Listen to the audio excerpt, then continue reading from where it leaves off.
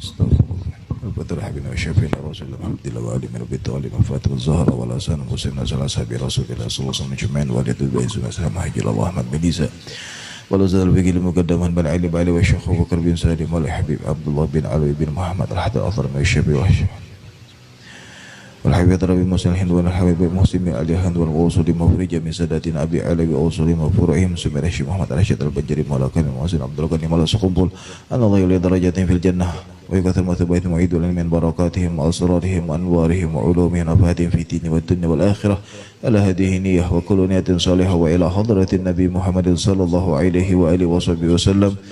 الفاتحة. أعوذ بالله من الشيطان الرجيم. بسم الله الرحمن الرحيم. الحمد لله رب العالمين الرحمن الرحيم مالك يوم الدين. إياك نعبد وإياك نستعين اهدنا الصراط المستقيم صراط الذين أنعمت عليهم غير المغضوب عليهم ولا الضالين آمين. بسم الله الرحمن الرحيم. الحمد لله الذي يقذف إذا شاء في قلوب المريدين لوعية الإرادة فيزعجهم إلى سلوك سبيل السعادة التي هي الإيمان والعبادة ومحو كل رسم وعادة. اللهم صل على عبدك المجتبى المصطفى سيدنا محمد سيد أهل السيادة وعلى آله وأصحابه سادة القادة. سبحانك لا علم لنا إلا ما علمتنا إنك أنت العليم الحكيم ولا حول ولا قوة إلا بالله العلي العظيم. رب اشرح لي صدري ويسر لي أمري واحلل عقدة من لساني يفقهوا قولي. أما بعد.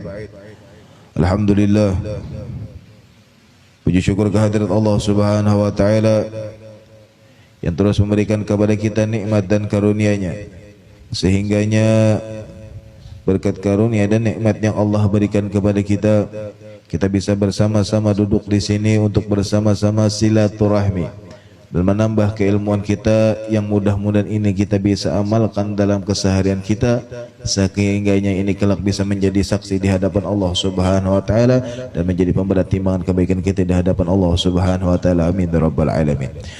Salawat dan salam teratukan untuk baginda Rasul Muhammad sallallahu alaihi wa alihi wasallam, dan juga para keluarga beliau, para sahabat, para tabi'in hingga akhir zaman, dan mudah-mudahan salawat ini menjadi sebab kelak kita dikumpulkan bersama beliau di dalam surganya Allah Subhanahu wa taala. Amin ya rabbal alamin. Ikhwani rahimakumullah. Qala al-Imam al-Haddad fi kitabih Risalatul Mu'awana wal Mudhaharah wal Mu'azarah wa nafa'ana bihi wa bi ulumi fi ad-darain radhiyallahu ta'ala anhu wa ankum ila anqal. Wa ahlul imani fil yaqin ala thalathi darajat. Kemudian kita setelah membahas tentang apa itu sebuah keyakinan, bagaimana kemudian caranya kita menguatkan keimanan kita, keyakinan kita, maka kemudian Al-Imamul Haddad menjelaskan tentang ahlul iman fil yaqin. Mereka orang-orang yang kemudian ahlul iman, atau ujar kita tuh orang-orang yang beriman, atau mereka yang dikatakan sebagai orang-orang mukmin. Mereka kemudian di dalam hal keyakinan ada 3 tingkatan di dalam keyakinan bagi orang-orang yang beriman atau mereka orang-orang mukmin. Al-ula, yang pertama, wahiyya darajatu ashabul yamin. Ini mereka yang kemudian dikatakan sebagai ashabul yamin, atau biasanya kalau kita baca itu banyak di Al-Qur'an, seperti misalnya di surah Al-Waqiah, wa ashabul yamin ma ashabul yamin, kan ada di dalam surah Al-Waqiah. Siapa mereka kemudian ashabul yamin? Maka ikhtilaf ulama, para ulama ahlu tafsir berbeda pendapat tentang mereka yang dikatakan sebagai ahlul yamin atau ashabul yamin. Ada yang mengatakan mereka adalah orang-orang yang berada di sebelah kanan saat kemudian masih ada di zaman, saat ada kemudian di mana ketika bersama Nabi Allah Adam alaihissalam. Jadi dulu saat Allah Subhanahu wa taala menciptakan Nabi Allah Adam alaihissalam, di dalam kitab Sabilul Idzikar karangan Al-Imamul Haddad juga, di dalam Sabilul Idzikar itu di situ membahas tentang perjalanan umur setiap manusia. Maka ketika itu ada dijelaskan tentang ketika kita masih ada dalam bentuk yang disimpan di sulbinya Nabi Allah Adam alaihissalam. Maka ketika itu kemudian ada mereka yang dikatakan ashabul yamin, mereka yang golongan ada di sebelah kanan. Konon dikatakan bahwa mereka yang di ashabul yamin ini adalah orang-orang yang kelak akan menerima kitab atau buku catatan amal mereka menggunakan tangan kanan. Artinya mereka tergolong orang-orang yang suada atau orang-orang yang kelak berbahagia di akhirat. Ini yang dikatakan sebagai ashabul yamin. Itu pendapat yang menurut Al-Imam atau Sayyidina Abdullah bin Abbas. Adapun mereka yang sebagian mengatakan adalah mereka yang kemudian orang-orang yang diberikan keberkahan kepada hidup mereka, mereka pun dikatakan sebagai ashabul yamin. Masih banyak kemudian pendapat-pendapat ulama tafsir yang berbeda pendapat tentang mengartikan mereka yang dikatakan sebagai ashabul yamin. Tetapi ada pendapat yang kemudian dikemukakan oleh para ulama, diantaranya adalah Syekh Abdurrahman bin Nasir As-Sa'idi, bahwa beliau mengatakan mereka adalah orang-orang yang melaksanakan berbagai kewajiban dan meninggalkan perkara-perkara yang diharamkan, maka mereka inilah yang kemudian dikatakan sebagai ashabul yamin. Artinya walaupun ibaratnya kadang mesti yang ibaratnya para aulia ataupun kelak mereka segala macam, tetapi mereka yang dikatakan ashabul yamin adalah mereka yang melaksanakan kewajiban dan meninggalkan perkara-perkara yang diharamkan oleh Allah, maka mereka inilah yang dikatakan sebagai ashabul yamin. Artinya yang ibaratnya paling rendah lah di dalam derajat mereka dikatakan sebagai ashabul yamin. Maka inilah yang derajat pertama di dalam keyakinan di dalam keimanan mereka, yakni mereka yang kemudian memiliki at-tasdiqul jazim ma imkani tasyakkuk wa tazalzul law jaa ma yaqtadi wa yu'abbir anha bil iman. Artinya mereka yang kemudian memiliki keyakinan yang kuat, akan tetapi bisa jadi kemudian akan datang yang namanya keraguan. Artinya belum ibaratnya keyakinan mereka dalam hal keimanan ini belum sesempurna atau sekuat mereka para aulia ataupun anbiya. Artinya mereka yang beriman, tetapi ada kemungkinan yang namanya keraguan itu pasti datang. Kayak kita juga nih, ibaratnya mungkin dari kita yang istilahnya mungkin mengerjakan perintah Allah, meninggalkan larangan-larangan Allah, kita tergolong ashabul yamin yang derajat keyakinannya masih di tingkat yang pertama. Artinya kita nih yakin, artinya bahwa janji Allah Subhanahu wa taala dengan yang kemudian misalnya seperti contoh yang sering lah, artinya yang rancak kita ragukan itu di dalam hal misalnya kayak rezeki. Bukankah di dalam Al-Qur'an Allah mengatakan wa ma min dabatin fil ardi illa 'alallahi rizquha. Tidak ada ujar Allah Subhanahu wa taala sesuatu yang berjalan di muka bumi ini kecuali sudah dijamin oleh Allah rezekinya. Atau misalnya kemudian di dalam riwayat dikatakan, misalnya kata sebagian ulama mengatakan bahwa innama rizqu yatlubul abda kama yatlubuhu ajaluh. Sesungguhnya rezeki itu akan datang kepada kita layaknya kematian yang pasti akan datang kepada kita. Artinya kadang mungkin ke lain, artinya pasti datang kepada kita. Kadang mungkin ibaratnya malaikat yang kemudian diperintahkan untuk memberikan rezeki tadi salah alamat, pasti datang, tetapi kemudian dalam bentuk yang mungkin diridhoi oleh Allah Subhanahu wa taala. Tetapi kadang ngaran ibaratnya kita ini belum sepenuhnya memiliki keyakinan atau kemantapan iman yang luar biasa seperti mereka para aulia, ada aja istilahnya yang kemudian ragu. Entah itu ya Allah aja, ada juga kah rezekinya aja, bahan kayak apa ini segala aja, memikirkan. Kita terkadang sibuk memikirkan itu, sehingganya kemudian keraguan itu selalu datang kepada kita. Nah itu derajat yang pertama, artinya yang paling bawah lah. Ini mereka ashabul yamin, mereka yang beriman kepada Allah Subhanahu wa taala, yang melaksanakan kewajiban, meninggalkan perkara yang haram, memiliki keyakinan yang istilahnya akan datang sesuatu yang mengganggu keyakinan mereka. Ada keraguan atau apa segala macam, ini derajat yang pertama. Artinya mereka yakin, tetapi akan ibaratnya terkadang itu terganggu dengan beberapa keraguan. Itu derajat yang pertama. Adapun derajat yang kedua, ad-darajatul tsaniyah wa hiya darajatul muqarrabin. Artinya mereka yang dikatakan sebagai orang-orang yang muqarrabin atau orang yang dekat dengan Allah, atau mereka dikatakan bisa jadi dikatakan para aulia atau para wali-walinya Allah Subhanahu wa taala. Maka mereka kemudian dikatakan darajatul mugharrabin, mereka yang dekat dengan Allah Subhanahu wa taala. Bagaimana keyakinan mereka? Istilaul iman 'alal qalb wa thabatuhu fihi hatta la yujawizu an-naqid bal la yatasawwar wujuduhu fadlan an imkanihi. Wa fi hadhihi darajah yasiru ghaibu ka'annahu syahadah wa yu'abbir anha bil yaqin. Maka kemudian derajat yang kedua adalah mereka yang dikatakan orang-orang yang mugharrabin, yang dekat dengan Allah Subhanahu wa taala, yakni keimanan mereka itu sudah memenuhi di dalam hati. Artinya sudah ibaratnya keraguan itu sampai dikatakan balai tasawwar wujuduhu. Artinya keraguan itu kada ada lagi ibaratnya pada mereka. Artinya mereka yang mugharrabin ini sudah ibaratnya kada ada lagi keraguan. Istilahnya sudah ibaratnya kalau sudah ibaratnya nangka ini ujar Allah Subhanahu wa taala, ibaratnya ujar Allah nih. Apa yang sudah kadang ibaratnya maulah ragu atau kemudian datang apa segala macam kada. Karena istrinya sudah memiliki keimanan yang mantap di dalam hati mereka. Jadi kada ada lagi yang istilahnya sebuah keraguan. Maka mereka yang dikatakan mugharrabin ini itu kemudian wa fi hadhihi darajah yasiru ghaib ka'annahu syahadah. Mereka yang kemudian memiliki derajatul mugharrabin adalah mereka yang melihat perkara-perkara yang gaib itu seakan-akan nyata. Jadi seakan-akan nyata, belum nyata tapi seakan-akan nyata. Makanya seperti para aulia yang mengatakan idza ra'aitu yamini ra'aitul jannah bi yamini wa ra'aitu shimali wa ra'aitul nar bi shimali. Sebagian ulama mengatakan jika aku menoleh ke kiri, ya menoleh ke kanan, aku melihat surga dengan mata kepalaku. Kemudian jika aku menoleh ke kiriku, maka aku seakan-akan melihat surga ada di sebelah kiriku. Artinya seakan-akan, belum kemudian melihat dengan nyata, belum. Artinya seakan-akan itu adalah nyata.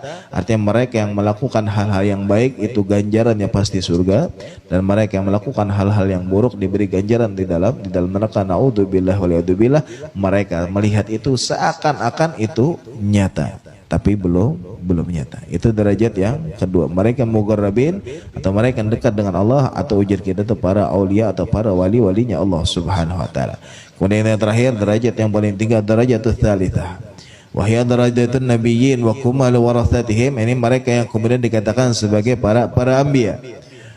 Ma'asidika yasira ghaib syahadah wa yu'abbir bil kashfi wal ayan. Yani mereka yang dengan jelas yasira ghaib syahadah, bahwa yang gaib itu menjadi nyata di hadapan mereka.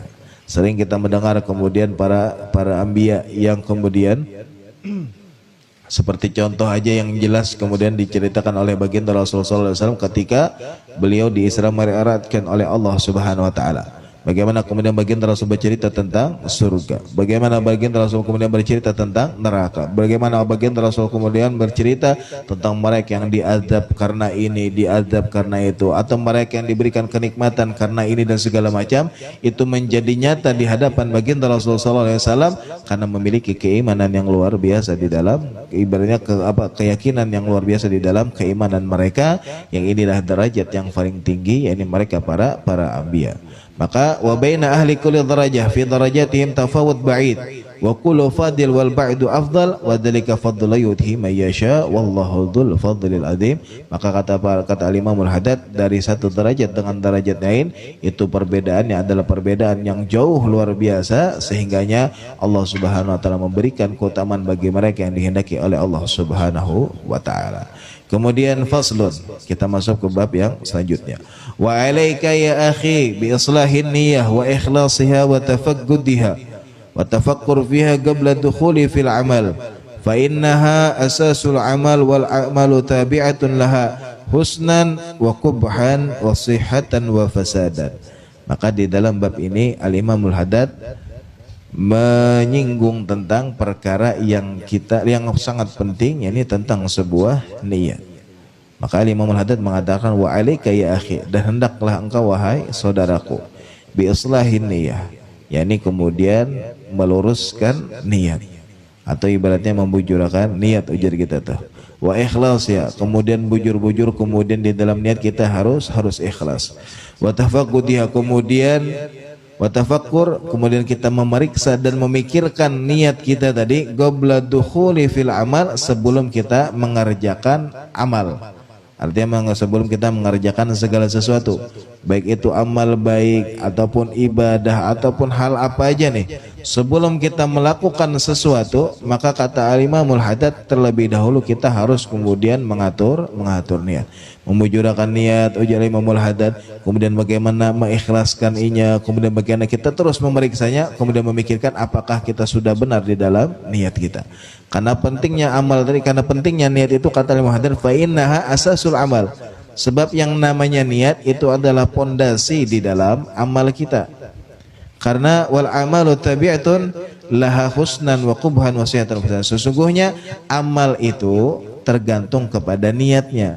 Baiknya kata Imam Haddad atau buruknya atau sah atau kadanya setiap hal yang kita kerjakan itu tergantung kepada niatnya. Sehingganya beliau menukil sebuah hadis wa qala sallallahu alaihi wasallam, baginda Rasul telah bersabda, innamal a'malu binniyat wa innamal likulli imri'in ma nawa. Sesungguhnya amal itu tergantung pada niatnya dan setiap orang itu akan diberi ganjaran sesuai apa yang ia niatkan. Fa'alika ala taqula qawlan wa la ta'mal amalan wa la ta'zim ala amrin illa wa takunu nawiyan bidzalika taqarrub ila Allah wa ibtigha thawabil ladzi ratabahu subhanahu ala al-amril manwi min babil minnati wal fadl. Maka kata Imam Haddad, hendaklah kita tidaklah kemudian kita jarang mengucapkan sesuatu atau melakukan sebuah pekerjaan atau hendak menggawi apa aja nih ujar Imam Haddad, kecuali semuanya kita niatkan semata-mata untuk mendekatkan diri kepada Allah dan mengharap ridha dari Allah Subhanahu wa taala dari apa yang sudah kita niatkan. Artinya bilanya kita nih hendak menggawi apa aja nih, maka terlebih dahulu kita kemudian harus memperhatikan niat kita. Karena baik buruknya gawian kita atau ibaratnya sah kadanya atau apa segala macam itu tergantung kepada niat kita. Sehingganya Al-Imamul Haddad mengatakan wa ilam annahu la yuslihul taqarrub ila Allah illa bima syara'a ala lisan rasulih min al farad wan nawafil. Wa qad tu'athiru niyyah as-sadiqah fil amril mubah fayasiru qurbatun lillah min haitsu inna lil wasail hukmul maqasid. Kama yanwi bi aklihi dagawa ala ta'atillah wa ibtiyani ahli tasabbub fi husuli waladi Abdullah. Jadi ujar kemudian wa alam, dan hendaklah kemudian kata Imam Haddad engkau seharusnya kemudian ketahui bahwa sesungguhnya tidak sah atau tidak istilahnya kemudian artinya kada pantas kita mendekatkan diri kepada Allah Subhanahu wa taala kecuali dengan hal-hal yang sudah diajarkan oleh baginda Rasulullah sallallahu alaihi wasallam dari hal-hal yang wajib ataupun perkara-perkara yang sunnah. Maka ketahuilah kata Imam Haddad, yang namanya niat itu sangat penting. Terlebih lagi kata Imam Haddad, kalau niat itu adalah niat yang sungguh-sungguh, itu kemudian memberikan athar atau memberikan efek yang luar biasa, bahkan kepada perkara-perkara yang mubah pun bisa jadi menjadi perkara yang istilahnya bernilai pahala di sisi Allah Subhanahu wa taala.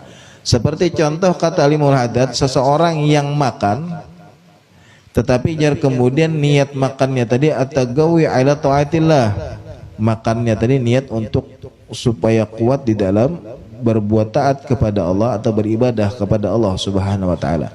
Artinya kan makan itu adalah perkara yang mubah, artinya boleh, bukan perkara yang wajib, bukan juga perkara sunnah. Kalau wajar kemudian makan hukumnya wajib guru aja. Kada kalau orang mau wajib makan. Kada juga kalau sunnah baginda Rasul ini sunnah Nabi aja makan deh, kada, kecuali perkara yang dimakan mungkin menjadi sunnah. Seperti misalnya baginda Rasul yang memakan kurma, maka itu menjadi sunnah. Atau kemudian ibaratnya perkara-perkara yang ini kemudian, tapi kalau makannya itu bukan hal yang sunnah ataupun wajib. Artinya itu adalah perkara yang mubah, boleh. Artinya boleh kita kerjakan, boleh kita tinggalkan. Tetapi kata Imamul Haddad, kalau kita niat kemudian dengan makannya kita tadi, kita niat kemudian untuk kemudian taat, berbuat taat kepada Allah, supaya kita kuat beribadah, kuat berbuat taat, maka makan kita pun kemudian bernilai pahala di sisi Allah Subhanahu wa taala. Artinya tergantung kepada niatnya. Jadi baik buruknya atau sah kadanya atau kemudian itu bernilai pahala atau bernilai ibadah atau kada, itu tergantung dari kita yang kemudian menggawinya tadi. Begitu juga kemudian jangan kemudian kata mana wa yushtara sedikit niyah ala yukadzibuhal amal. Dan di antara jarsidin syarat kita atau tanda-tanda kita hendak tahu orang itu niatnya bujur atau kadanya, itu kita lihat dari pengamalannya. Seperti orang contoh kata Imamul Haddad, faman yatlubul ilm mathalan wa yaz'am anna niyatuhu fi tahsilihi ayyamala wa yu'allim Fa illam yaf'al dzalika inda tamakkunin minhu faniyatuhu ghairu shadiqah. Seperti orang yang menuntut ilmu, kata Al-Imamul Haddad. Contoh kata beliau, orang yang menuntut ilmu kemudian ia memiliki kemudian mengakui atau ibaratnya mengatakan bahwa niatnya menuntut ilmu tadi supaya kemudian diamalkan dan disampaikan atau diajarkan kepada orang lain. Artinya niatnya nih, artinya kemudian mudah-mudahan dia aja bilanya menuntut ilmu ini aja kemudian hendak diamalkan lawan kemudian paling kada dia bisa menyampaikan kepada orang lain. Artinya ada nang di bawah nih sanggup misalnya kalau disampaikan ke misalnya ke rumah ke anak bini kan, nang belum anak bini kan misalnya kepada ading kah, kuitan kah gitu kan. Artinya ada yang hendak diniatkan. Tetapi kata Al-Imamul Haddad, fa ilam yaf'al dzalika, atau tetapi jar kemudian ketika sudah ibaratnya digawi, artinya menuntut ilmu sudah didapat apa segala macam, tetapi kata beliau ketika itu justru pengamalannya kadada. Artinya nih yang tadinya niat mengamalkan, niat mengajarkan, sekalinya sudah belajar diamalkan kada, diajarkan kada. Maka niatnya yang di awal tadi yang menuntut ilmu hendak diajarkan, hendak diamalkan, maka berarti niatnya kada sungguh-sungguh. Berarti niatnya itu kemudian menjadi Imamul Haddad itu dusta. Berarti niatnya kada bujur. Atau kemudian kata Imamul Haddad kaman yatlub, kata beliau seperti contoh juga orang yang yatlubud dunya, orang yang mencari dunia. Artinya dunia itu hal-hal yang ibaratnya kita miliki, kita pakai apa segala macam. Wa yaz'amahu innama yatlubuha li ajli istighna 'anil nas wa tasadduq 'alal muhtajin wasilatul aqrabin. Jadi jadi kemudian orang nang sibuk mencari dunia. Artinya mencari dunia itu boleh. Artinya bahkan baginda Rasul itu pun kemudian pernah ditegur oleh Allah Subhanahu wa taala. Artinya bukan ditegur, artinya diingatkan oleh Allah Subhanahu wa taala tentang perkara dunia. Ngaran kita hidup di dunia. Ujar Allah Subhanahu wa taala kepada baginda Rasul, "Wala tansa nasibaka minad dunya." Dan jangan engkau lupakan wahai Muhammad bagianmu dari dunia. Artinya baginda Rasul terlalu sibuk kemudian dengan akhirat sehingga melupakan dunia. Kalau kita kan terlalu sibuk lawan dunia sampai lupa lawan akhirat.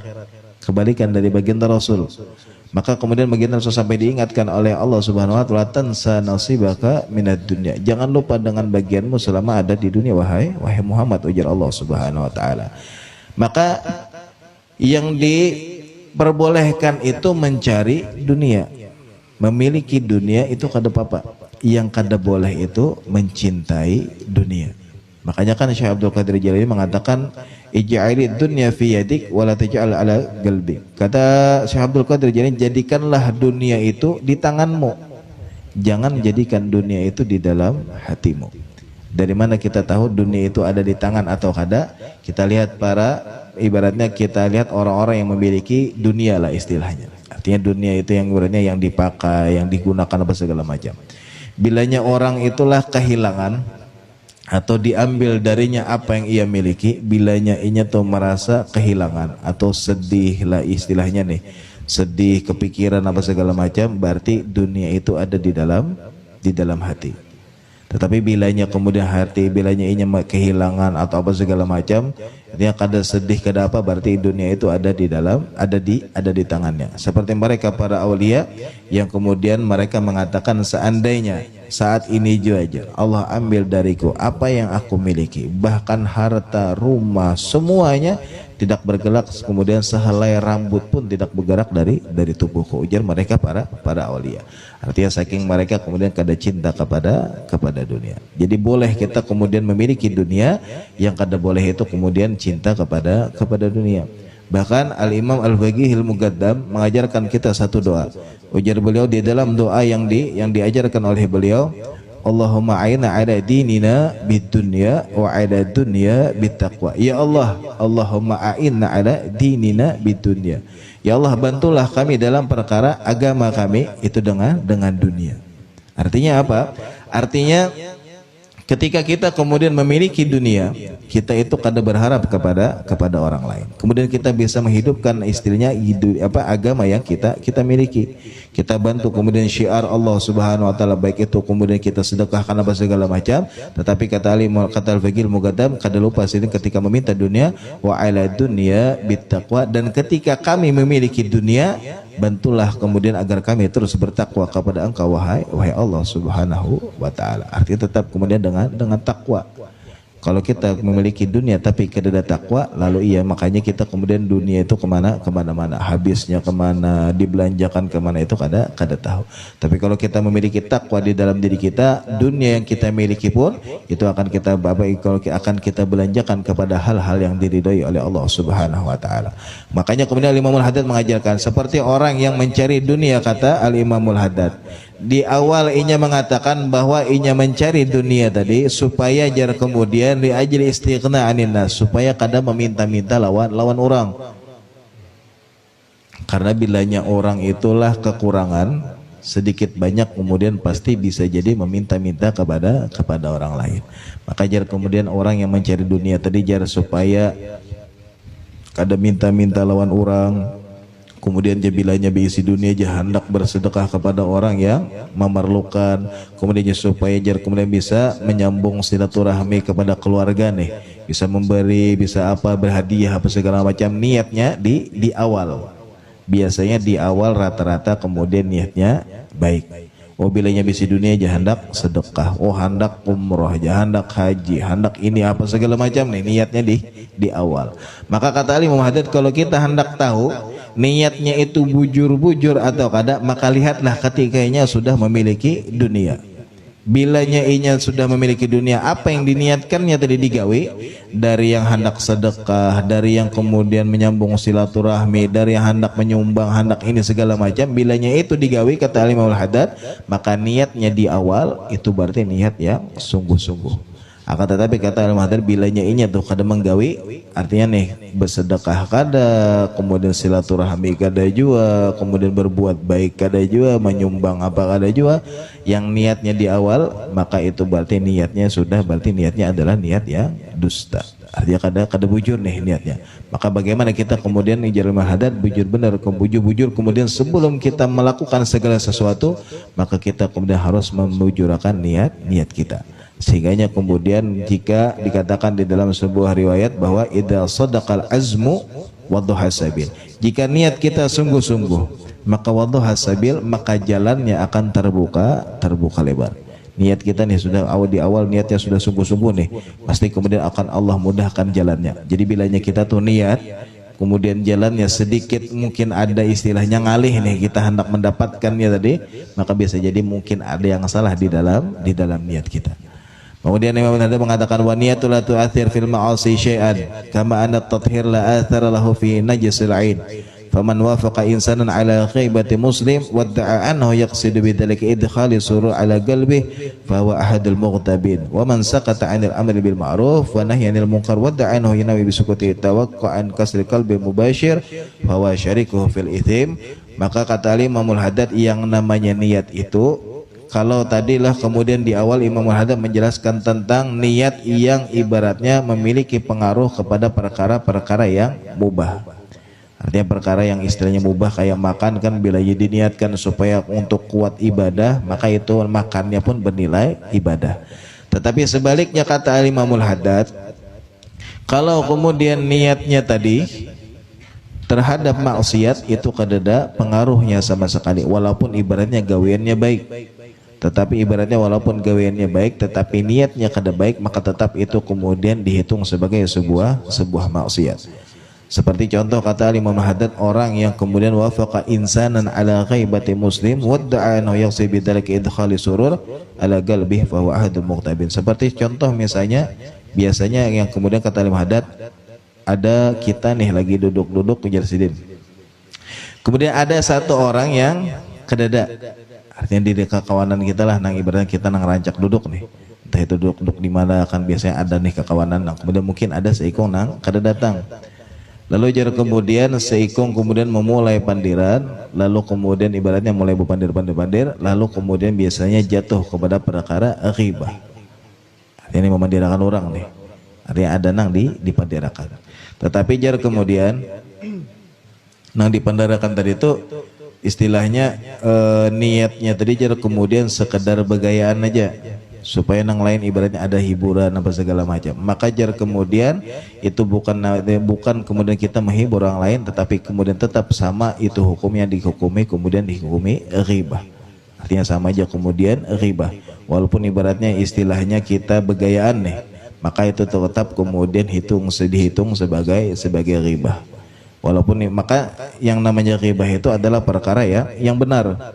Misalnya seikung lah ada yang kemudian biasanya nih, misalnya ada kebiasaan seikung nih kemudian ada memiliki kebiasaan, nah mungkin kebiasaan ini dianggap hal yang lucu lah. Lalu kemudian pas lagi duduk-duduk kan kumpul-kumpul orangnya kadada. Lalu jah mana aja sih anu jah. Kemudian menyambat kebiasaannya lah, kebiasaannya nih.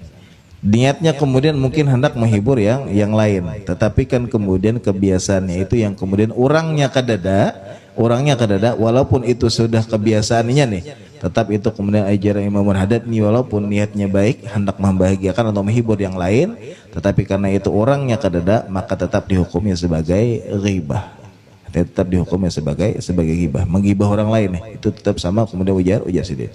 Atau orang yang kemudian kata beliau man sakata anil amri bil ma'ruf, orang yang kemudian diam tentang perkara-perkara artinya melarang orang untuk berbuat nahi mungkar, amar ma'ruf nahi mungkar, artinya diam, artinya kemudian wada'a annahu nawa bisukutihi atawaqqa an kasirqal bil mubasyir, artinya kemudian orang ini berdiam tadi, artinya kemudian supaya kada istilahnya menyakiti hati orang lain. Artinya seperti contoh duduk-duduk tadilah, duduk-duduk menghibah, ada yang menghibah. Seharusnya kan kita ini kemudian menegur. Seharusnya kita menegur. Sebab kan kemudian itu perkara yang kemudian istilahnya nilainya dosa. Menghibah kan kada boleh nih. Menghibah kada boleh. Kemudian kita yang ibaratnya mendengar orang menghibah tadi, kita berdiam aja. Kita berdiam aja. Kenapa jadi berdiam? Supaya jar kemudian kita kada menagur tuh, kalau aja kita jadi mau ditagur orangnya sarik. Atau jar kemudian kena aja mau ditagur jar orangnya tersinggung apa segala macam, maka kita yang berdiam, kata Imamul Haddad, bahwa syarikuhu fil ithim, maka kita sama-sama kemudian mendapat dosanya juga. Kita nang berdiam nih, itu sama-sama mendapat dosa. Walaupun ibaratnya niat kita tadi, oh ya supaya orang ya kada tersinggung, supaya ini kan niatnya bagus. Tetapi kemudian kita diam, kemudian mendengar perkara yang seharusnya kita kerjakan, menagur orang yang berbuat dosa, maka kemudian kita dihitung sama berbuat dosa. Makanya di dalam kitab lain Imam Haddad mengatakan ar-ridha bi ma'siyatun. Kita diam terhadap sebuah perbuatan maksiat, itu kemudian sama dihitung sebagai perbuatan maksiat. Kita diam, ini kayak contoh Imam Haddad tadi. Ada orang menghibah, kemudian kita diam. Kenapa jar kita berdiam? Karena jar kemudian orang supaya kada tersinggung, supaya apa segala macam, maka kita sama-sama kemudian di dalam dosanya. Artinya sama-sama dapat dosa juga. Sehingganya kata Imam Haddad yang namanya niat itu kada pengaruh kepada perkara-perkara yang sifatnya maksiat. Jadi bilanya itu gawian maksiat, walaupun niatnya baik, maka tetap kemudian dihitung sebagai maksiat. Seperti dahulu, misalnya zaman dahulu, di zaman dahulu yang kemudian terkenal, kalau dahulu tuh kadingat dulu nah, di zaman Wali Songo itu ada yang mencuntan. Lalu kan hasil cuntannya kemudian disedekahkan ya kepada fakir miskin. Nah itu kayak apa jar kemudian tetap kemudian itu dihukum ya sebagai sebuah dosa walaupun tujuannya baik, karena gawiannya dasar kada baik. Maka yang namanya niat, walaupun niat baik tapi gawiannya maksiat, tetap kemudian dihukumi sebagai sebuah maksiat. Makanya kemudian kata Haddad, niat la tu'athir fil ma'asi, yang namanya niat itu kada ada pengaruh sama sekali dalam perbuatan maksiat. Wa ta'allaqat niyatu al-khabitha bil amali thayyib afsadatu wasaitu khabithan kama ya'malu shalihat wa yanwi bidzalika tahsil mal wal jah. Makanya kata Haddad, orang yang menggawi kalau niatnya sudah kada baik, kata Imamul Haddad, walaupun gawiannya baik, maka tetap kemudian yang namanya niat tadi itu merusak, kemudian akhirnya menjadikan gawiannya kada baik. Seperti contoh orang yang yang kemudian menggawi hal-hal yang baik, atau orang yang menuntut ilmu kata ilmu hadat tetapi kemudian niatnya menuntut ilmu tahsilul mal wal jah, sekiranya kemudian dapat kedudukan, dapat harta, dapat pujian apa segala macam, walaupun gawiannya baik tapi niatnya kada baik, maka tetap kemudian dinilai kada baik. Maka fajtahid ya akhi an takuna niyatuka fi ta'atika maqsuratan ala ibtigha wajhi ta'ala wanwi bima ta'atuhu minal mubahat al isti'ana ala ta'atillahi ta'ala. Maka kata al-muhaddad, berusahalah wahai saudaraku, hendaknya engkau menjadikan niatmu di setiap apa yang kau kerjakan itu semata-mata kemudian mengharap keridhaan Allah Subhanahu wa taala, dan kemudian berniatlah kata al-muhaddad di setiap apa yang kita lakukan dari perkara-perkara yang mubah. Itu kemudian al-isti'anah ala ta'atillah, kita niat kemudian supaya itu membantu kita di dalam berbuat taat kepada Allah Subhanahu wa ta'ala. Seperti itu kemudian yang dikatakan oleh al-Imamul Haddad. Kemudian wa'lam annahu yatazawwar ayyajtima fil amalil wahid niyatu katsirah wa yakunu lil amil bi kulli niyatin minha thawabut tam. Dan kemudian ketahuilah wahai kata al-Imamul Haddad, sesungguhnya bisa aja ujar Rasidin, kita itu menjadikan niat yang banyak di dalam satu gawian.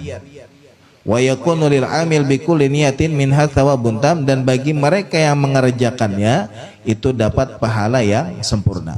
Artinya gawiannya satu tapi niatnya banyak, boleh itu ujar Imamul Haddad, bahkan kita dapat pahala sempurna dari setiap yang kita niatkan. Yang dicontohkan Imam Haddad seperti orang yang kata Imamul Haddad yang berbuat, misalnya contoh kata beliau, ayanu ya ketika orang ada yang membaca Al-Quran. Contoh aja orang yang membaca Al-Quran, kemudian niatnya membaca Al-Quran tadi munajat lillahi ta'ala, kemudian bermunajat kepada Allah, atau kemudian kata mereka selain inya berniat bermunajat kepada Allah, inya pun kemudian istikhrajul ulum minal Quran, kemudian mendapatkan keilmuan dari Al-Quran yang ia baca. Maka setiap apa yang kemudian ia niatkan, kata ilmu hadis, inya dapat pahala yang sempurna dari perkara-perkara yang sudah diniatkannya tadi. Atau seperti contoh kata Al-Imamul Haddad, orang yang niat ketika makan, imtithalu rabbika fi qouli ta'ala, mengamalkan perintah atau melaksanakan perintah Allah. Seperti mana di dalam Al-Qur'an Allah mengatakan ya ayyuhalladzina amanu qulu min thayyibati ma razaqnakum. Allah mengatakan di dalam Al-Qur'an, wahai orang-orang yang beriman, makanlah kalian dari hal-hal yang baik yang sudah kami rezekikan kepada kalian. Yang pertama niatnya kemudian mengerjakan perintah Allah. Kemudian niat yang kedua kata mereka seperti orang yang makan, niat pertama tadi. Kemudian niat yang kedua kata Al-Imam Haddad at-tasabbub fi istikhraj syukur. Kemudian yang kedua berniat mensyukuri nikmat Allah Subhanahu wa taala. Sebagaimana perintah Allah di dalam Al-Qur'an, kulu min rizki rabbikum washkurulah. Makanlah kalian dari rizki yang Allah berikan kepada kalian, washkurulah, dan bersyukurlah kepada Allah Subhanahu wa taala.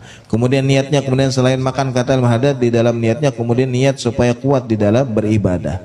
Kemudian di dalam niatnya kemudian supaya kuat di dalam berbuat taat kepada Allah. Maka setiap dari yang kita niatkan tadi, walaupun ibaratnya gawiannya mubah, artinya boleh nih, makanya dapat pahala kemudian bersyukur kepada Allah, dapat kemudian pahala kemudian melaksanakan perintah Allah, dapat pahala kemudian makannya kemudian bernilai ibadah karena diniatkan untuk ibadah. Kemudian makannya kemudian bernilai taat karena ianya berniat supaya kuat berbuat taat kepada Allah Subhanahu wa taala. Jadi walaupun gawiannya satu tetapi kemudian ibadah karena niatnya banyak, makanya dapat pahala yang sempurna dari setiap apa yang ianya niatkan. Jadi kalau kemudian misalnya di dalam menggawi apa nih kemudian kita niatkan, itu boleh. Makanya di dalam mazhab kita Syafi'i ada istilahnya ishtirakun niyah, ini menggabung niat. Makanya di dalam gawian kayak kita puasa, kan ada tuh puasa yang kemudian menggabung puasa Senin Kamis, digabung kemudian puasa qadha aja, kemudian digabung kemudian puasa ayamul bid misalnya, atau kemudian puasa apa segala macam digabung dengan satu puasa, digabung beberapa menit, boleh. Tetapi kata para ulama boleh itu kalau menggabung niat yang sunnah dengan beberapa sunnah yang lainnya. Tapi kalau niatnya wajib itu hanya boleh satu wajib. Jadi satu wajib dengan beberapa sunnah boleh. Tapi kalau satu wajib, artinya kalau ada yang wajib dengan beberapa wajib, misalnya puasa qadha, kemudian puasa nadar digabung, itu kada boleh. Sebab yang boleh itu hanya satu wajib dengan beberapa sunnah, atau satu sunnah dengan beberapa sunnah, yang lainnya itu boleh. Kalau misalnya niat nih, puasa, kemudian puasa qadha nih, kalau ikan bahari telanggar kan ibaratnya nih lagi halus karena bersegala macam ngarannya kekanakan kalau lah, lalu kemudian harusnya puasa kada puasa, jadi ibaratnya diniatkan mengqadha, bayar hutang nih. Kemudian karena pas hari Senin niat, kemudian puasa hari sunnah hari Senin.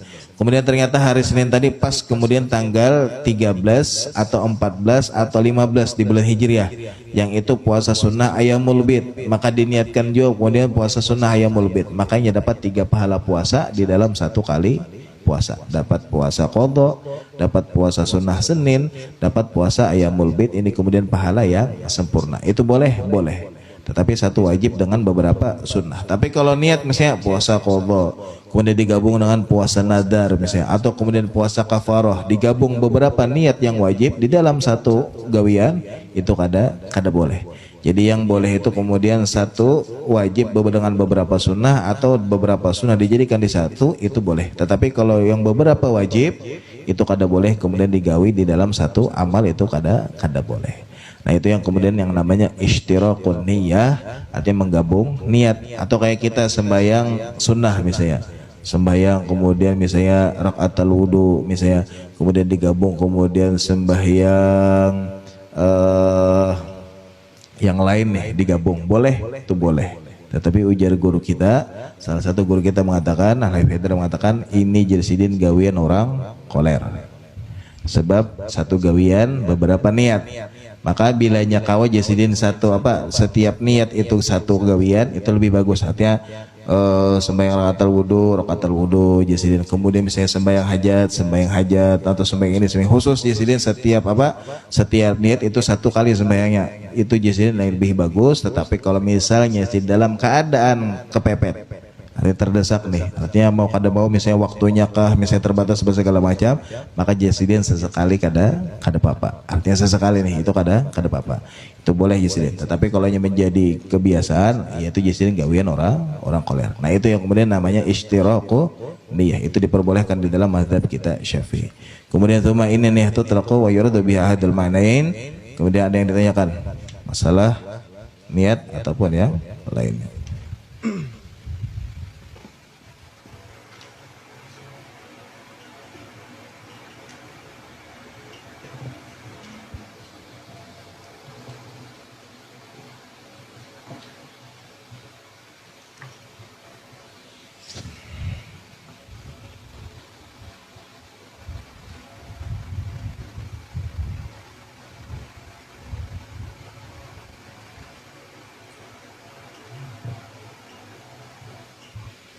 Ini ya kan?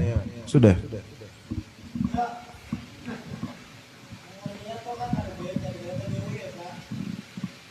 Itu kalau di dalam hadis ujar Nabi, mereka yang niat kada baik tapi kada tegawi, itu dinilai satu kebaikan. Tapi orang yang niat baik kada tegawi, ya kan dalam hadis yang panjang, jar Nabi, orang yang niat baik kada tegawi itu satu kebaikan. Orang yang niat baik kemudian tegawi, itu bisa berlipat ganda pahalanya, bisa sampai 10, 20, bahkan sampai 700 kali lipat, tergantung apa yang ia niatkan. Tetapi sebaliknya ujar baginda Rasul, orang yang niat kada baik kemudian tegawi, itu satu keburukan. Orang yang niat buruk kemudian kada tegawi, itu bernilai satu kebaikan. Tetapi kata para ulama yang menjelaskan hadis ini, meninggalkannya itu bukan karena kada kawa, tapi karena takut kepada Allah. Artinya sudah niat nih. Contoh dicontohkan itu dalam kitab dicontohkan seperti orang misalnya contoh hendak mencuntan aja, mencuntan inilah niat. Kemudian pas sudah hendak menggawi, ya Allah aja, ini dosa nih. Ini jar ganjarannya jar Allah, ingat azab nih lah. Kada jadi gin aja, usia aja masuk neraka aja. Karena jadi takut karena Allah, maka ini bernilai satu kebaikan. Tapi kalau misalnya adalah niat kada baik, malam ini kita mencuntan ya. Pas sudah datangilah ke rumahnya, rupanya ada orang berjagaan di muka rumah. Bah, kada jadi nih aja. Ada orang berjaga. Kemudian ditinggalnya bukan karena takut karena ada Allah, cuma karena kesempatannya kada ada. Maka itu kada bernilai pahala. Jadi meninggalkannya pun kemudian karena Allah, bukan karena kada kawa kayak itu nah. Sama yang kemudian kayak kita sehari-hari yang istilahnya kayak minum hal-hal yang kemudian dilarang oleh Allah, kayak minum khamar lah. Kenapa jar kada minum? Kada biasa aja. Maka orang nang kayak ini kada bernilai pahala. Tapi kalau orang ya kenapa kada minum? Oh, ini dilarang oleh Allah, maka inya meninggalkannya tuh kemudian dapat pahala. Jadi semuanya tergantung pada niatnya juga. Jadi orang yang meninggalkan perkara-perkara yang buruk, baik yang sudah diniatkan atau kada diniatkan, kalau meninggalkannya karena Allah itu bernilai kebaikan. Tapi kalau meninggalkannya karena kada ada kesempatan, nah itu bukan, artinya kada bernilai apa-apa di sisi Allah Subhanahu Wa Taala. Jadi tergantung kepada niatnya. Jadi kalau meninggalkannya karena Allah itu dapat pahala, tapi kalau kada karena Allah itu bukan, kada dapat pahala. Ada kita jangan. Ya.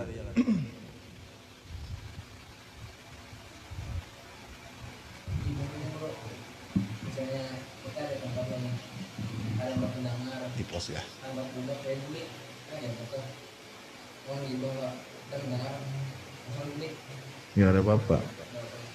Sebelum berlanjut ya ada apa-apa. Mendengar ada anak menggibah nih, meninggalkan, ada apa-apa.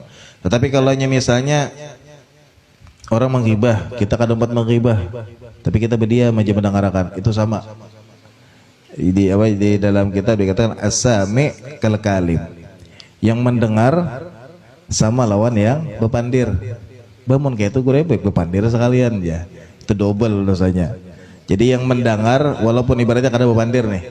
Ada orang lah kawan nih lah memandirakan siapa gitu. Kada empat bepandir tapi manalinga aja gitu meninggalkan. Justru orang kan aja kada empat menghibah aja, cuma mendengarkan.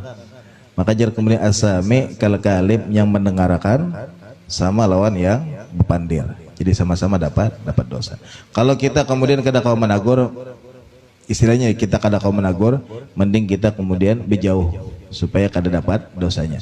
Karena sedikit banyak bilanya kita mendengarkan walaupun ibaratnya kada bepandir, bilanya kita mendengarkan aja. Sedikit banyak pasti kemudian empat bepandir juga. Karena ada biasanya pembahasan yang menarik. Wah ini aja. Maka anu kam aja. Nah ya iya tuh. Bersambung am kisah panjang misalnya, banyak bumbunya tuh. Memberi orang pisang sekali sampai ke udah seorang jadi kolak, saking banyaknya bumbunya tuh. Yang nanang inilah tambahannya, itulah apalah segala macam, yang awalnya pisang jadi kolak. Naudzubillah waliyadzubillah. Maka yang namanya dosa ghibah itu luar biasa. Kita nilai menghibah orang.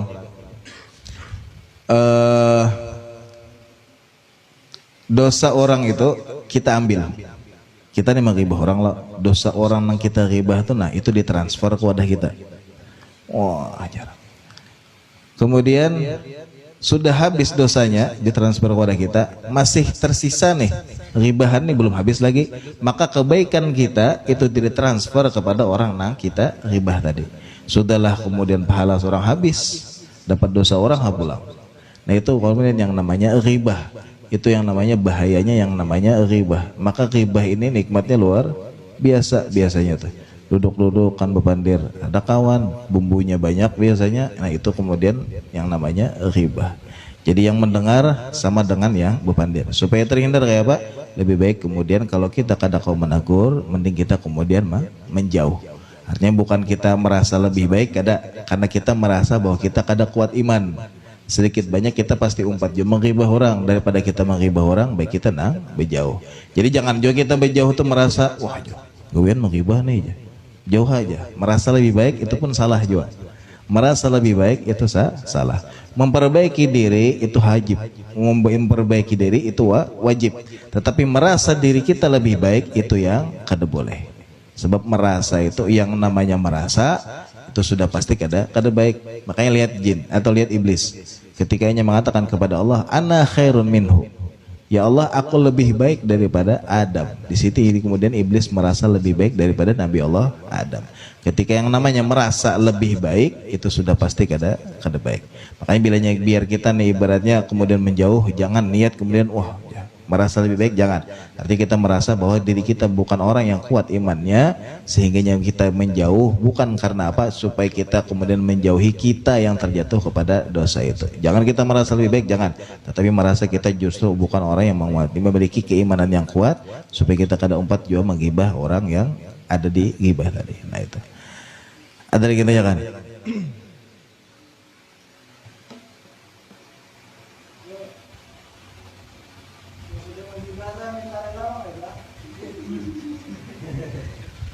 Itu harus ya, tergantung yang digibah. Karena kan di dalam kitab Riyadhus Shalihin, di antara syarat-syarat taubat, kalaunya itu berkaitan dengan hak-hak manusia, itu kita harus minta rela. Kita mengambil hak orang lain, kita zalim, artinya pernah memukul atau apa segala macam. Bahkan kata di dalam kitab itu dijelaskan, bahkan ketika kita pernah menghibah orang lain pun, itu kita harus minta rela kepada orang yang kita ghibah.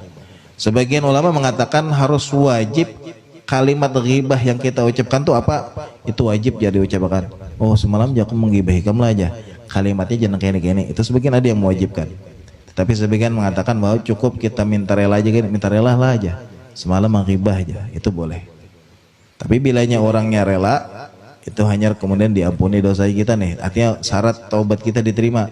Tetapi bilanya orang kaya kada rela, maawang-awang atau diantara langit dan bumi setiap taubat kita, kalau kita masih memiliki tanggungan kepada orang yang pernah kita dolimi. Nah itu beratnya kalau kita berbuat dosa kepada orang lain.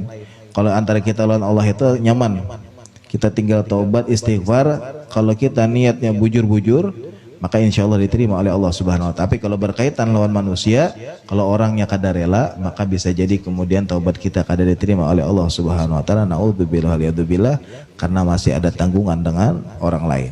Makanya apalagi yang namanya hutang. Di dalam hadis baginda Rasul mengatakan, ujar baginda Rasul, yughfaru li syahid kullu dzambin illa dain. Kata baginda Rasul, yang namanya orang mati syahid, ini mati syahid nih, jaminannya surga. Sudah jelas, sudah orang yang mati syahid ini jaminannya surga. Tetapi kata baginda Rasul, sebagai orang yang meninggal dalam keadaan syahid, setiap dosanya diampuni oleh Allah kecuali hutangnya. Maka selama hutangnya belum dilunasi, maka ini masih kemudian belum bisa diterima oleh Allah Subhanahu Wa Taala, sebab masih ada tanggungan kepada orang lain. Nah begitu juga dosa kah, atau kita pernah dolim kepada orang lain kah, atau apalah segala macam, maka selama itu belum kita kembalikan kepada orangnya, sebelum kita minta rela kepada orangnya, minta ridho, maka gitu bisa jadi taubat kita tidak diterima oleh Allah Subhanahu Wa Taala. Naudzubillah waliyadzubillah. Makanya nang kemudian cucuk pentol 5 bepadah 5, jangan cucuk pentol 5 bepadah 1, gorengan 10 bepadah 2 aja. Jangan, artinya kemudian itu menjadi tanggungan kita kelak di akhirat. Naudzubillah waliyadzubillah, kada hendak kelola seangkah lagi aja masuk ke dalam surga. Saya masih buting berarti setakait lawan gorengan. Naudzubillah waliyadzubillah. Nah ceker aja. Nah ya itu pengalaman pribadi itu. Artinya hati-hati, naudzubillah waliyadzubillah. Kalau kita ada hak mendolimi hak orang lain, bolehkan. Artinya bolehkan, minta rela lawan orangnya. Kada ada orangnya jangan kada tahu, cari ahli warisnya.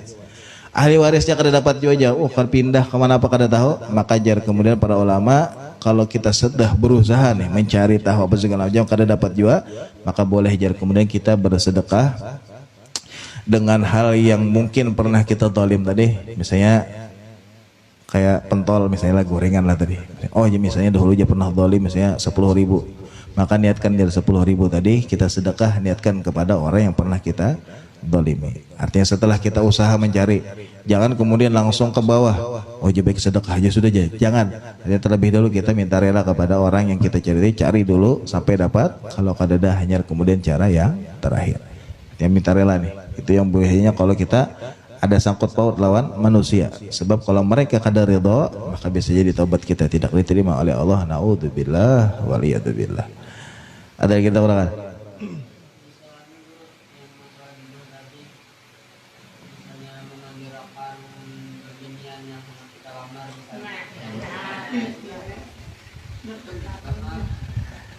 Kalau yang namanya ghibah itu, ujar para ulama, memandirakan hal yang dibenci oleh orang yang kita pandirakan, dan itu benar adanya.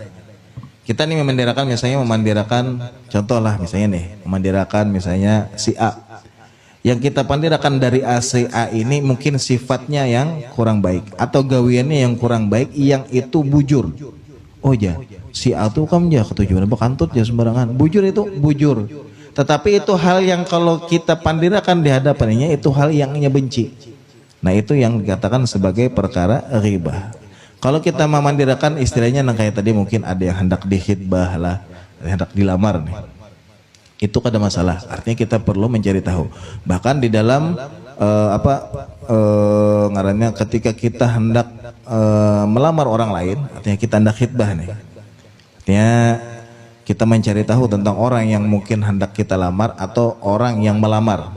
Itu dikatakan bahwa kita boleh membicarakan semua yang dimiliki oleh orang yang dilamar ataupun yang melamar.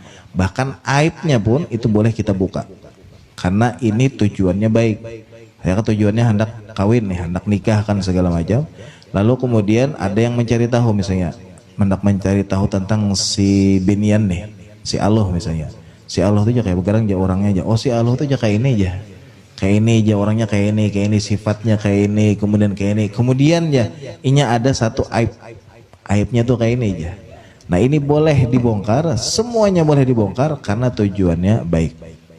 Tapi kalau misalnya, tapi setelah itu kemudian kada jadi kayak apa? Kada apa-apa karena niatnya di awal baik. Itu kada apa-apa, kada masalah karena tujuannya baik, tujuannya untuk kemudian. Atau misalnya ada yang mencari tahu, ada yang hendak melamar, tahu aja lawan si Anu aja, si Utuh tuh aja, siapa aja, ngarannya si Anu aja, orang si Anu, oh aja, orangnya tuh bagus, ya misalnya nih, orangnya tuh bagus ya kayak ini aja, orangnya tuh aja sebuah mondok, kayak misalnya nih lah, orangnya aja pernah mondok ya baik, cuma aja gawinnya guring aja kamu ya. Gawiannya tuh guring aja aja, gawiannya begawi kada apa kada di rumah gawi guring aja. Apakah itu termasuk ghibah? Kada. Karena itu perkara yang kemudian hendak dijalani orang kemudian di dalam pernikahan. Itu boleh. Artinya bahkan aibnya pun kemudian boleh dibongkar. Nah itu kemudian di dalam dunia istrinya ketika kita hendak melamar orang lain itu diperbolehkan di dalam syariat kita. Apakah itu termasuk ghibah? Kada, itu kada termasuk ghibah karena ini kemudian kita hendak memberitahu kepada orang yang hendak melamar ataupun kemudian kepada orang yang hendak dilamar. Itu boleh dan kada termasuk ghibah. Itu kada Bapak. Ada lagi ya kan?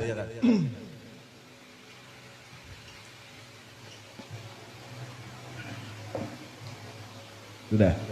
Masalah minta rela tadi. Minta rela lah ini lawan orang nih kan pada salahnya kita dulu tuh punya. Jadi kita minta rela ini ya. Ya kada boleh lah. Ya kada lah. Minta rela itu nyaman pada hidup. Minta rela ulun lah aja. Jangan kayak kita, minta rela lah aja. Saya mikrofon hilang sebuting. Minta rela lah aja. Celengan masjid hilang. Cuman benar itu. Artinya kada minta rela itu kita harus berjelas. Minta rela lah aja. Ulun dahulu aja pernah kayak ini aja. Makanya yang diceritakan ketika ada yang mengatakan ngaran Sidin Abdullah ibnul Mubarak. Ketika Sidin kemudian di dalam perjalanan Sidin sudah lapar beberapa hari belum makan. Ketika sampai di sebuah sungai, Sidin melihat ada buah yang gugur. Jadi buah ini kemudian gugur. Diambil Sidin, dimakan Sidin. Padahal kan di dalam hukum fikih, kalau itu sudah jatuh, itu boleh diambil. Tapi karena ini Sidin ini orang yang istilahnya muqarrabin, mereka yang dekat dengan Allah, maka ketika memakan itu Sidin merasa bersalah. Ya Allah aja, busiah aja Sidin nak ampun buah ini nah. Kada rela aja. Jadi disusuri Sidin sungai tadi sampai ke satu kebun, dicari Sidin pemiliknya. Siapa aja pemilik kebun nih? Didatangi, ya ulun minta rela lah aja. Tadi ulun ada di sungai, kemudian lewat buah pian, kemudian ulun ambil ulun makan. Padahal kan sebenarnya kalau sudah gugur itu kada masalah. Di jalan lah, ingat akan di jalan. Lain di dalam pagar orang. rumah bepagar, ada pohon di dalamnya, buahnya gugur ya, dinaiki pagar orang. Nah itu tetap dosa walaupun gugur. Nang kada apa itu misalnya di jalan, misalnya buah pohon sampai ke jalan kemudian gugur, nah itu kada masalah. Tapi kalau di dalam pagar orang tetap ya jangan. Jadi sidin lah ulun tuh makan buah pian. Jadi ulun minta jadi nang umpun kebun tadi aku kada rela aja sih. Kecuali ikam umpat begawi di tempatku sekian tahun. Artinya jersidin nih untuk menebus kesalahan makan buah tadi. Artinya sudah ini. Artinya supaya dapat rela lah, supaya orangnya ridho akan menghalalkan apa segala macam, maka begawi ya sidin nih di kebun. Sampai kemudian setelah begawi sampai di waktu yang sudah ditentukan, pamit aja nih si Ibnul Mubarak tadi. Jadi jersidin ini sudah sampai kepada waktu yang pian janjikan. Sampai hari ini berarti ulun sudah sudah menuntuangkan apa yang sudah seharusnya ulun tebus dari pian. Maka ulun minta rela Jasidin. Jadi jar tukang kebun ini kan pulang dari sekian tahun nih, ibaratnya melihat nang digawi oleh Ibnu Mubarak apa segala macam. Jadi Jasidin aku kada rela sebelum ikam kawin lawan anakku. Tetapi perlu engkau ketahui Jasidin, anakku tadi orangnya cacat, kada melihat Jasidin, kada bisa berpender, kada bisa berjalan. Jadi jadi betul ya Allah ya sudahlah. Kemudian sekian tahun waktu terbuang di sini, kemudian disuruh kawin orang nang kayak ini ya pulang. Tapi supaya dapat ridho dari orang nang bisi kebun yang dimakan buahnya itulah. Ya sudah jadi kada apa-apa sudah ulun terima aja. Yang penting pian ridho. Ya sudah ini. Asal ikam kawin lo anakku jadi aku rela, aku ridho Jasidin. Sudah hai kawin kenapa segala macam belum melihat lagi orangnya nih. Sampai kemudian di malam pertama, kemudian ketika masuk ke dalam kamar, ternyata ada bebinian yang kemudian parasnya cantik. Kemudian ibaratnya melihat dengan bentuk yang istilahnya kededa kekurangan sama sekali. Jadi merasa takutan salah kamar, jadilah keluar. Jadi jar nang mintu hasidin nih kan jadi mintu sudah nih. Kenapa jar keluar? Jadi jar pian kan anak pian itu buta, artinya kada melihat. Kemudian kada berjalan, artinya kemudian kada berpender. Tapi nang ulun lihat di dalam kamar bukan seperti apa yang pian kisahkan. Jadi jar nang tuan rumah nang ampun kebun tadi, maksudku Jasidin kada berpandir itu kada berpandir perkara-perkara yang istilahnya dosa. Kada berjalan kepada tempat-tempat yang tidak diridhoi Allah. Kada kemudian melakukan hal-hal yang dilarang oleh Allah. Makanya itulah yang kukatakan di sini bahwa abi yang kada bisa berjalan, kada bisa pandir itu yang kemudian kada melihat. Jadi itu karena kepada hal-hal yang tidak diridhoi oleh Allah Subhanahu Wa Taala. Ternyata kemudian yang diisi kebun pun adalah orang yang paham. Lalu kemudian ditakuni oleh Ibnu Mubarak, kenapa selama ini Jasidin? Karena Jasidin aku melihat bahwa tidaklah kemudian Jasidin orang itu menjaga makanannya kecuali orang yang benar-benar takut kepada Allah Subhanahu Wa Taala. Ketahuilah Jasidin, ketika engkau datang kepadaku, ketika engkau mengaku memakan apa yang engkau makan di sungai, bukankah sebenarnya di dalam syariat kita itu diperbolehkan? Namun karena engkau menjaga hak yang kemudian menjadi hak-haknya Allah Subhanahu Wa Taala, maka aku tahu bahwa engkau adalah orang yang benar-benar menjaga hal-hal yang kemudian masuk ke dalam tubuhmu. Sehingganya tidaklah kemudian kejadian orang yang seperti ini kecuali mereka yang benar-benar takut kepada Allah Subhanahu Wa Taala. Dan aku ingin Jasidin anakku menikah kepada orang yang benar-benar takut kepada Allah, bukan takut kepada makhluknya. Nah itu berkat kita jujur. Jadi bagaimana kita kemudian jujur di dalam setiap apa yang kita gawe, sehingganya itu yang menjaga kita di dalam kehidupan. Makanya kemudian kalau kada jujur kan nih makan buah kada jadi kawin tuh. Tapi kan berkahnya jujur kan minta rela segala, maka dapat barakah ya yang sempurna yang diganti oleh Allah Subhanahu Wa Taala. Ada kita berkah.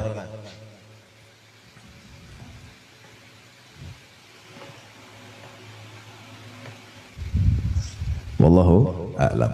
12 dah. Maka mudah-mudahan apa kita lakukan pada malam ini jadi sebab kita dipandang oleh Allah Subhanahu Wa Taala. Allah ampuni dosa kita, Allah ampuni dosa kedua orang tua kita, Allah ampuni dosa-dosa orang yang telah mendahului kita. Mudah-mudahan apa-apa yang kita niatkan, yang kita hajatkan didengar dikabulkan oleh Allah Subhanahu Wa Taala. Yang sakit di antara kita, keluarga kita, jiran kita, Allah angkat penyakitnya, Allah sembuhkan seperti sedia kala. Dan mudah-mudahan yang punya hutang dan urusan dia pemudah oleh Allah Subhanahu Wa Taala. Dan mudah-mudahan sebagaimana Allah kumpulkan kita pada malam hari ini, Allah kumpulkan kalau kita bersama guru-guru kita dan bersama baginda Rasulullah sallallahu sallallahu alaihi wasallam di dalam surganya Allah Subhanahu wa taala. Amin ya rabbal alamin. Ala hadhihi niyyah wa kullu niyatin salihah wa ila hadratin Nabi Muhammadin sallallahu alaihi wa alihi wasallam. Al-Fatihah.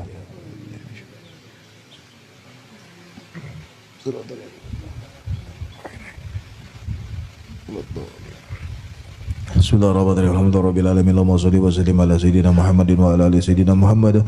Allahumma rasulna fahman nabiyyin wa hifdzal mursalin wa ilhama malaikatil muqarrabin. Rabbana taqabbal minna innaka antas samiul alim wa tub alaina innaka antat tawwabur rahim. Allahumma ij'al jam'ana hadza jam'an marhuma wa tafurqan ma'suma wa la taj'al fina wa la minna wa la ma'ana syaqi wa la matruda bi rahmatika ya arhamar rahim. Sallallahu ala sayyidina Muhammadin wa ala alihi wasallam bi fadli subhana rabbika rabbil izzati amma yasifun wa salamun ala mursalin walhamdulillahi rabbil alamin. Taqabbalallahu minkum.